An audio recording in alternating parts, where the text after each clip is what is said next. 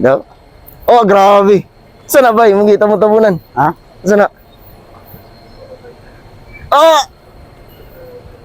Ah! Grabe.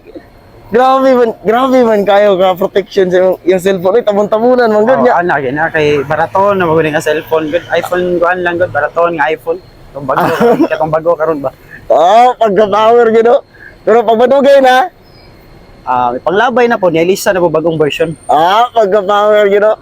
Abe kay naka upgrade na bay. O ana gina ang kuan na to karon. Pagka-power gud. No? Power with AirPods po? Oo. Wire patch. Kabalo ba kaning wire patch? Wala unsa din na bay? Sus kabala. Kining wire patch kuan ni siya sticker na niya siya kung imong tan-awon pero naa na siya technology. Wow, kagwapo ba? Babasa.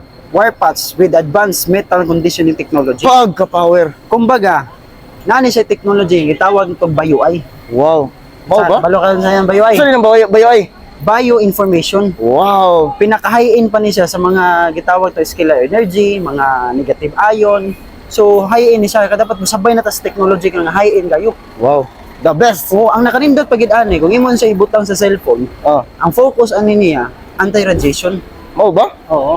So, kumbaga, i-cool down niya ang imong cellphone, ang iyang kainiton, tapos i-harmonize mo na nga pindot ang flow sa imong cellphone. Oo ba? O, naagin siya technology. Yawan. Ay, ma'am. Oo. Nga na siya ka the best. Mau ba? So, kung gusto ka mo try ani, try na gyud kay dili da need beta everyday mag cellphone. So, kailangan anti-radiation gid number 1 na siya. Wow. Oo, dapat natay protection. Nindot Kay syempre mosugot dai ka nga ang imong edad.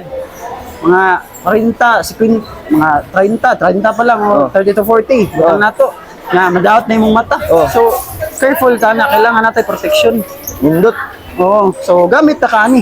Nindot Para tanan da malipay na. Ya balag magbinuntagay mo sige imong mata. Good.